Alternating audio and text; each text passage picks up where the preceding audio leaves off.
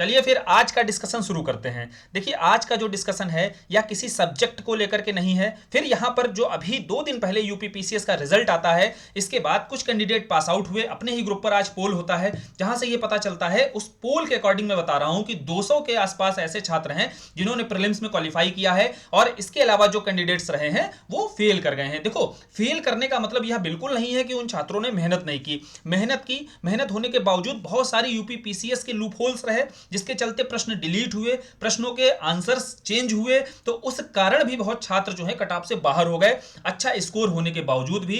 तो ये हमेशा यूपीपीसीएस की लापरवाही रहती है। लेकिन अपने को मेहनत कैसे करनी है, अपने को मेहनत इस स्तर पर ले जानी है। अब दूसरा प्रयास क्या होता है, अगला प्रयास हमारा जो होता है और स्ट्रांगली दोगुनी ताकत से कैसे हम जाएंगे कि कट ऑफ अगर 80 के आसपास जा रही है तो हमारा स्कोर जो है 90 के आसपास रहना चाहिए। आयोग अगर 8 से 10 मान लीजिएगा, 8 से 10 तो नहीं करता है, 4 से 5 प्रश्नों में एक्सचेंज करता है या डिलीट भी करता है, तो कट ऑफ के आसपास हम ना रहें, हम उससे प्रभावित ना हो, अपनी तैयारी को इस स्तर तक करना है। और अभी से जब ठान लोगे ना, देखो फेल होने के बाद में बहुत हताश हो जाओगे, दुखी होना बनता है यार। मेहनत जब करो तो मेहनत होने के बाद जब रिजल्ट नहीं मिलता है तो दुख होता है, लेकिन दुखी होने का मतलब यह नहीं हताश होकर के बैठ जाओ, बैठना नहीं है, बल्कि दोबारा से और एक प्रॉपर सेल्फ इवैल्यूएशन करना है अपना। देखो असेसमेंट जब आप करोगे तभी आप निर्धारित कर पाओगे कि कहां पर आपसे गलतियां हुई, आखिर क्यों हम बॉर्डर के ही आसपास रहते हैं, बॉर्डर के ऊपर भी तो लाया जा सकता है ना स्कोर। तो हम अब उस पर काम करेंगे। उस पर काम करने के लिए यहां से आपको प्लान बनाना पड़ेगा जो फेल वाले कैंडिडेट हैं और जो पास वाले कैंडिडेट हैं। अब देखो पास वाले कैंडिडेट में भी क्या होता है कि यह जो अटेम्प्ट आपको मिला हुआ है इसको आप फाइनल करना है। आपको फाइनल करने के लिए जो भी प्रयास करना पड़ सकता है वो प्रयास करना है। बिल्कुल वहां पर आपको यह नहीं देखना है कि भाई 4 महीने हैं हमारे पास, बहुत टाइम है, बिल्कुल नहीं। 4 महीने कब निकल जाएंगे आपको पता नहीं चलेगा। तो पास वाले कैंडिडेट को क्या करना है, चूंकि दोनों ही अपने पास कैंडिडेट्स हैं तो इनके लिए हम लोग क्या प्लान करेंगे, हम लोग यहां आंसर राइटिंग की प्लानिंग करेंगे। देखो आंसर राइटिंग के लिए आपको क्या करना है, आंसर राइटिंग के लिए डेली प्रैक्टिस करनी है और डेली प्रैक्टिस के लिए आपको सोर्स जो है अपने स्तर से फॉलो करना है। देखो सोर्सेस के लिए सबसे अच्छा तरीका है पीवाईक्यू उठा लो। पहले देखो पास वाले पर बात कर लेते हैं और फिर फेल जो हुए हैं उनके लिए भी बात कर लेते हैं कि उन्हें किस तरीके से अपने प्लान को आगे एग्जीक्यूट करना है। ठीक, अब पहले पास आउट वाले देखते हैं कैंडिडेट। पास आउट वाले कैंडिडेट जो है आंसर राइटिंग पर फोकस करना है, पढ़ने के साथ साथ कंटेंट जब तक रिच नहीं होगा तब तक आप आंसर राइटिंग में अपने आंसर्स को बेहतर नहीं कर पाओगे। और आंसर अगर अच्छे करने हैं तो कंटेंट रिच होना बहुत जरूरी है और कंटेंट के लिए जो सोर्स है वो आपके स्ट्रांग होने चाहिए। सोर्स के स्तर पर सबसे पहला सोर्स जो होना चाहिए वो प्रीवियस ईयर क्वेश्चन होना चाहिए, क्योंकि प्रीवियस ईयर क्वेश्चन के बेस पर आप यह इवेल्युएट कर पाओगे कि भाई जो प्रश्न है उसका दायरा क्या है, जो टॉपिक है टॉपिक को पूछे जाने का दायरा क्या है। अब जब आप टॉपिक समझ जाओगे, टॉपिक के बाद दूसरा आपके पास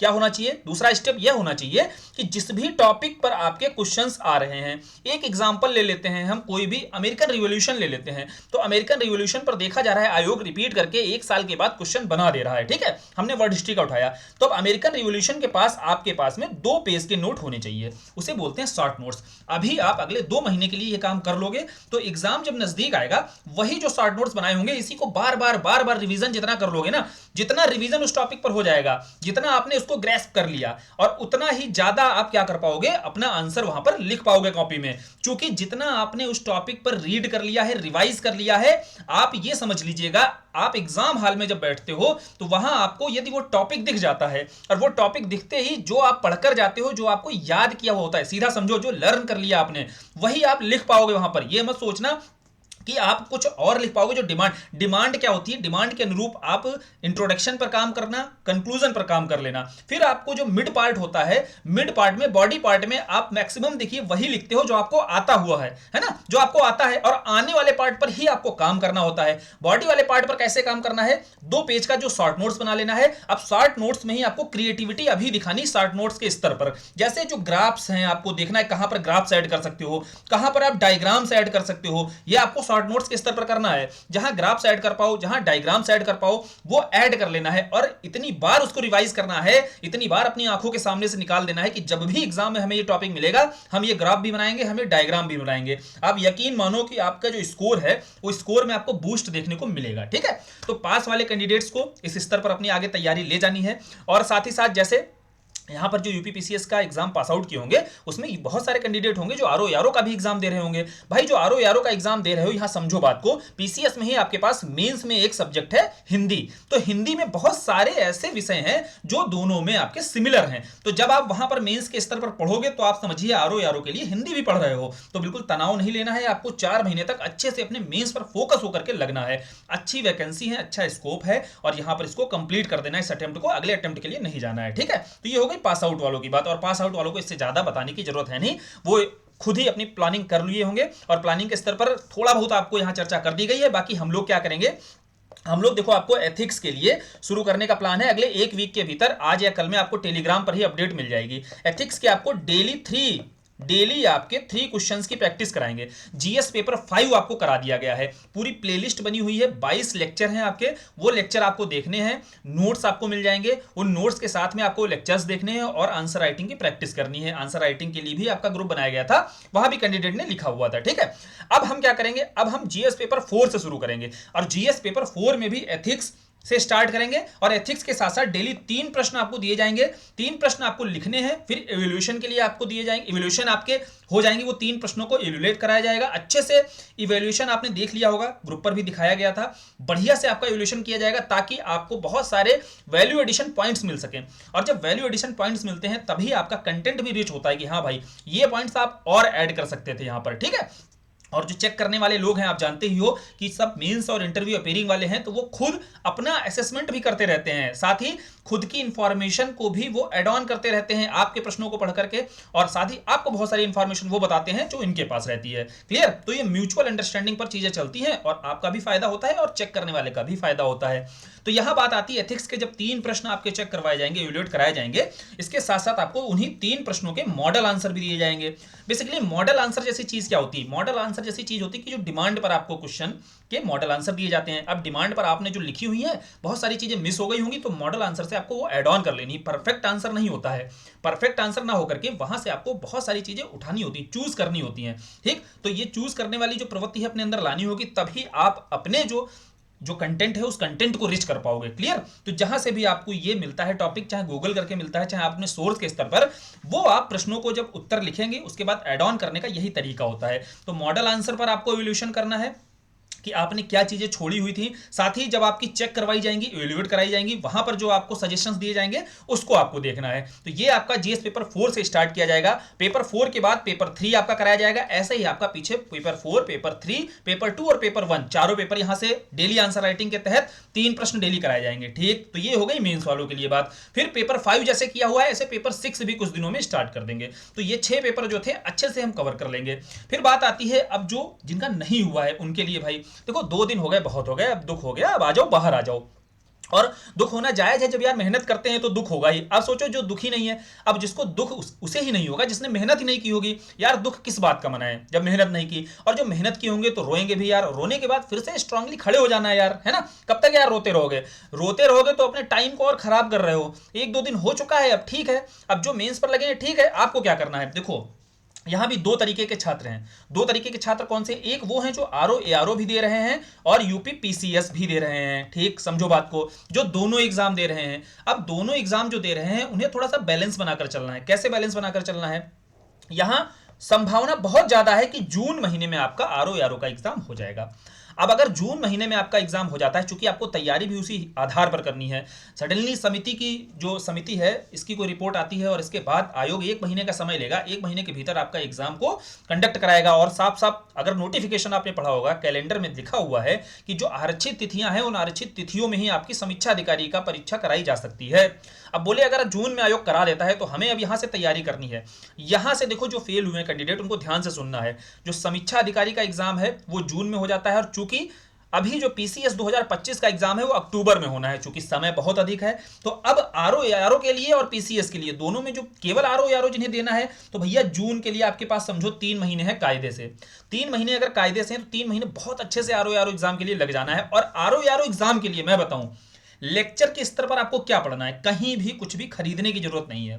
क्यों नहीं है बताते हैं उसको। देखो अब पूछते हैं यार लेक्चर दिए गए, अब ढूंढ नहीं पाते हैं कि बता दो कहां पर, सर जी बता दो कहां पर प्लेलिस्ट पड़ी हुई है। अब इतना यार ढूंढना, कम से कम इतना तो आना चाहिए ना। जैसे आप विज्ञप्ति पीसीएस सर्च करोगे, फिर प्लेलिस्ट पर जाना है, देखो ये प्लेलिस्ट दिख रही है यहां पर आपको। तो प्लेलिस्ट पर जाने के बाद में आपको नीचे देखना है कि यहां देखो इंडियन ज्योग्राफी के वीडियो पड़े हुए हैं, ये आपके एंशिएंट मिडाइवल के पड़े हुए हैं, बायोलॉजी के वीडियो हैं, इन्वायरमेंट के वीडियो हैं। ये 55 डेज का हम लोगों ने जो प्लान चलाया था, यहां से आप अगर आरओ यारो को फोकस करते हो तो 55 दिन का जो प्लान चलाया गया था, जिसमें आपके history, geography, polity, environment, science में आपके बायोलॉजी, जो मेजर टॉपिक थे ना, जो आपके कोर एरिया होते हैं, जहां से क्वेश्चंस बहुत हाईली होते हैं चांसेस आने के, तो वो सारे टॉपिक्स आपके बहुत अच्छे से कवर किए गए थे। और ये आपकी रही पूरी की पूरी प्लेलिस्ट। अब आपको दिखा दी गई, आपको ये नहीं पूछना कि कहां पर पड़े हुए हैं भाई, यूट्यूब पर पड़े हुए हैं, विज्ञप्ति पीसीएस सर्च करना है, फिर प्लेलिस्ट पर जाना है।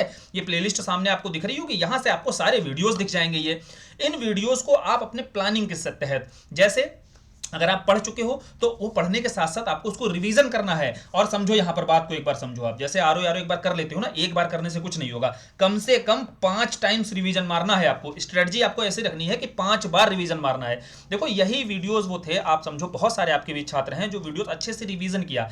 कल एक अपने ही दोस्त का फोन आया अपने ही बीच से, जो यह कह रहे थे कि देखो यहां से क्या है ना, मैं बताता हूं, उनका कहना था कि वो एक तो टीचर हैं, जैसे बिहार में अध्यापक हैं, लेकिन उन्होंने क्या किया, यहां से कनेक्टिविटी उनकी हट गई, जैसे दिल्ली से वो बिहार में उनकी ज्वाइनिंग हो गई। अब बोल रहे थे कि यहां से तैयारी नहीं हो पा रही थी, ये सोच रहे थे कि डिस्टेंस पर चले गए, लेकिन जैसे ही उन्हें वीडियोस प्राप्त हुए, अपने 55 डेज का प्लान मिलता है, 55 डेज पर उन्होंने 2 से 3 बार रिवीजन मार लिया। रिवीजन करने के बाद अभी प्रीलिम्स क्वालिफाई हो गया है। अब क्यों? क्योंकि नोट्स पर इसलिए आप भरोसा कर सकते हो क्योंकि यहां पर आपको पीवाईक्यू पढ़ने को मिल जाएंगे, नोट्स जो बनाए गए हैं पीवाईक्यू को शामिल किया गया है। और जैसे आपके पास जो स्टैंडर्ड बुक्स बताई जाती हैं लक्ष्मीकांत, तो लक्ष्मीकांत की जो भी महत्वपूर्ण बातें हैं वो सारी नोट्स पे अपने मिलेंगी, अच्छे से उसे समराइज करके ही नोट्स बनाया गया है। चाहे आपका स्पेक्ट्रम हिस्ट्री में वो मिल जाएगा आपको, बायोलॉजी, जियोग्राफी के लिए जो एनसीईआरटीज होती हैं वहां से सारी इंफॉर्मेशन को अपने नोट्स में समअप कर दिया गया है। ठीक है, तो समझे बात को। तो इसलिए जो नोट्स हैं अपने, इन नोट्स पर क्या करना है, मल्टीपल रिवीजन मार लेना है। देखो यार आरओ यारो में अगर जीएस को स्ट्रांग करना है तो मल्टीपल रिवीजन बहुत जरूरी है। और अगर नोट्स नहीं पढ़ना चाहते हो कोई बात नहीं, आपके पास जो अपने सोर्स हैं उन सोर्स पर मल्टीपल रिवीजन मार लो आप। ठीक है, ये तो उनके लिए मैं बता रहा हूं कि जो सोर्सेस के स्तर पर बहुत परेशान रहते हैं कि क्या पढ़ लें, अगले 3 महीने 4 महीने क्या पढ़ें, तो भैया पढ़ने के लिए आपके पास पूरी प्लेलिस्ट पड़ी हुई है, सारे मेजर सब्जेक्ट कर दिए गए हैं। अब जो 1-2 सब्जेक्ट और रह जाते हैं, जैसे एग्रीकल्चर का पार्ट रह जाता है, सेंसस का पार्ट रह जाता है, चूंकि वह यूपीपीसीएस को लेकर टारगेट करके बनाया गया था। अब जीएस का तो सिमिलर ही है, लेकिन एग्रीकल्चर और सेंसस जैसे पार्ट हैं जो एक्स्ट्रा रहते हैं वहां पर। तो एग्रीकल्चर और सेंसस को लेकर के आपको वीडियोस भी दे दिए जाएंगे, पहले जो वीडियो हैं उन पर, और साथ ही यहां फिजिक्स और केमिस्ट्री। परेशान यार आप लोग इस चीज के लिए रहते हो जो नहीं है ना, जो पड़ा हुआ है उसको लेकर के अगर पूछ दिया जाएगा बिठा के कि बताओ भाई इसमें से कितने पर कमांड है आपको, तो वहां नानी याद आ जाती है। तो इसीलिए पहले जितना है यहां पर पड़ा हुआ है उस पर इतनी अच्छी कमांड कर लो कि यहां से प्रश्न अगर आते हैं तो वो गलत नहीं होने चाहिए एग्जाम में।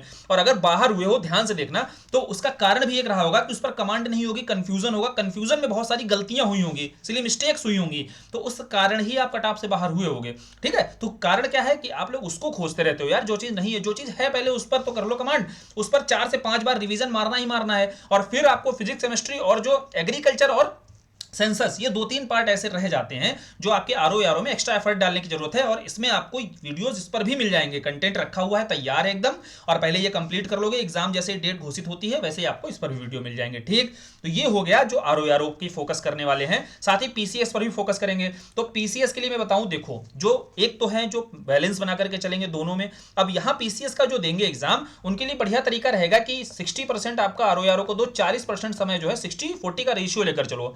40% रेशियो आपको यूपीपीसीएस के लिए भी देना है, और यूपीपीसीएस में भी प्रीलिम्स नहीं, मेंस की तैयारी करते हुए चलना है। मेंस में भी आपको आंसर राइटिंग करते हुए चलना है, क्योंकि जब वो आंसर राइटिंग आप कंप्लीट कर लोगे, जो हम लोग आंसर राइटिंग यहां पर कराएंगे वो आपके सिलेबस के अकॉर्डिंग कराई जाएगी। सिलेबस के अकॉर्डिंग आपकी रहेगी कि जैसे जीएस4 के सिलेबस के अनुसार 20 दिन की हमने टारगेट रख लिया, 1 महीने तक कराएंगे, तो 20 दिन में आपके सिलेबस पर सभी टॉपिक्स पर आपके 3-3 प्रश्नों का अभ्यास हो जाएगा। कुल आपके 60 प्रश्नों का अभ्यास हो जाएगा, 60 प्रश्नों पर मॉडल आंसर रहेगा, और मैक्सिमम जो टॉपिक होते हैं वो कवर हो जाएंगे आपके। क्लियर? तो ये तरीका रखा जाएगा। तो ये यूपीपीसीएस और आरओ यारो दोनों जो लेकर चल रहे हैं उन्हें बैलेंस बनाना है। ठीक है, अब जो केवल यूपीपीसीएस की तैयारी कर रहे हैं तो एक लंबा समय है। कब भैया एग्जाम है? अक्टूबर में एग्जाम है।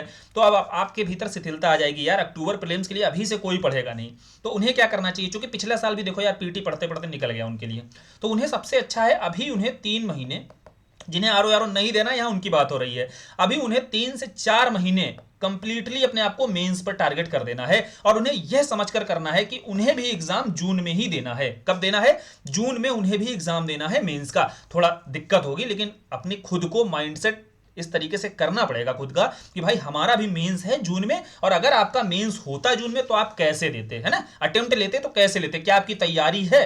तो उस देखो ये करने का तरीका क्या है, क्यों अच्छा रहेगा आपके लिए, अच्छा इसलिए रहेगा क्योंकि जब आप मेंस जून मानकर करोगे तो आप सारे सब्जेक्ट चाहे GS1 हो, GS2 हो, GS3 हो और GS4 या GS5 6 कुछ भी हो, तो इसको लेकर के जैसे हम लोग यहां पर करेंगे ना, GS4 से जैसे शुरू करेंगे। अब यहां जिनका मेंस लगा हुआ है वो तो शिद्दत से लगेंगे यहां पर, लेकिन आपको भी इनके साथ में लगना है। और इसका फायदा क्या होगा, फायदा ये होगा इसके बाद जब आप 3 मंथ का प्री करोगे, अच्छे से प्रीलिम्स की ओर फोकस हो जाओगे, चेंज करोगे, अपना गियर बदलोगे, प्रीलिम्स वाला गियर लगा देना है, तो जब प्रीलिम्स क्वालिफाई करोगे तब आपको यहां का फायदा दिखाई देगा। जो आप इनके साथ अभी सारे पेपर्स बिल्कुल जैसे जो जून में पेपर दे रहे हैं और आप लोग जो केवल यूपीपीसीएस को फॉलो कर रहे हो, जब आप इनके साथ ही तैयारी करोगे, अपने माइंडसेट को रखोगे कि हमें भी जून में देना है, तो इसका फायदा जानते हो कब होगा, जब प्रीलिम्स आगे क्वालिफाई होगा, उसके बाद जब मेंस आएगा तो आपकी एक तैयारी हो चुकी होगी।